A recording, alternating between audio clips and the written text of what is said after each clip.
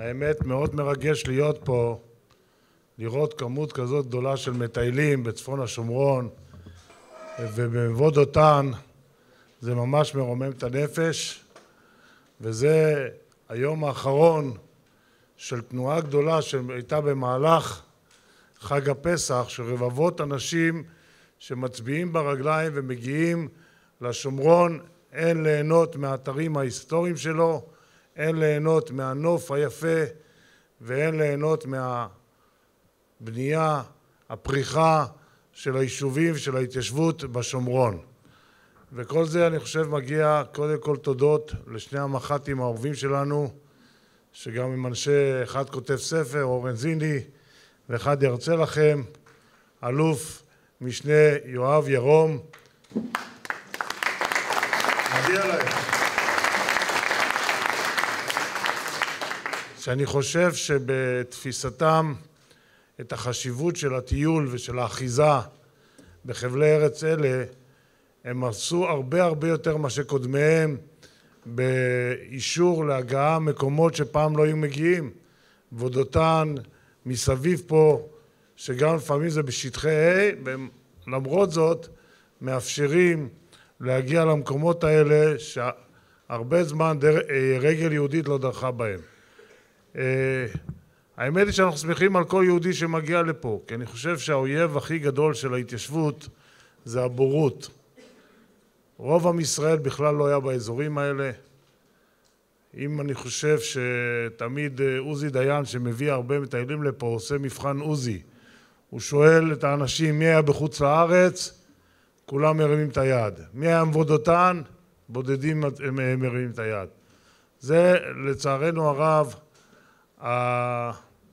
המצב בעם ישראל, ולכן אני באמת מברך את סגני יוסי דגן שהתחיל את הפרויקט הזה, גם של האח"מים וגם של המוני בית ישראל בפרויקט שומרון נעים להכיר, שכבר אנחנו מתחילים לגרד את 100,000 מבקרים שבאו לפה ליום סיור בשומרון בשנים האחרונות. כמובן המנצח של כל היום הזה זה מדרשת שומרון בשווה שומרון.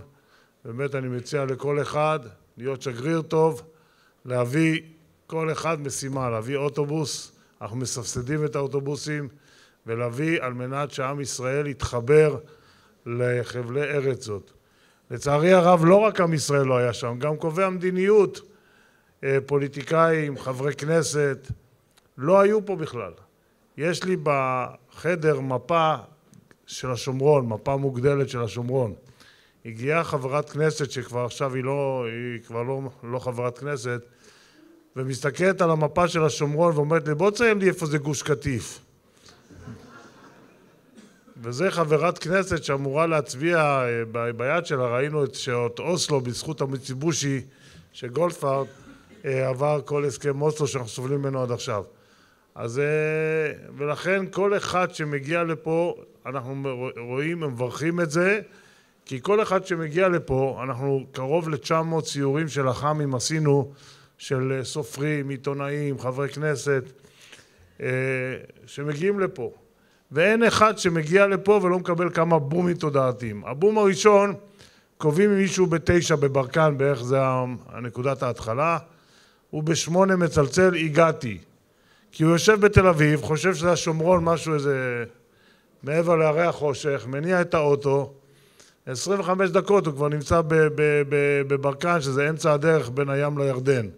25 דקות ממרכז תל אביב, אתה מגיע למרכז. זה הדבר, הבום הראשון שהוא מקבל, בום תודעתי.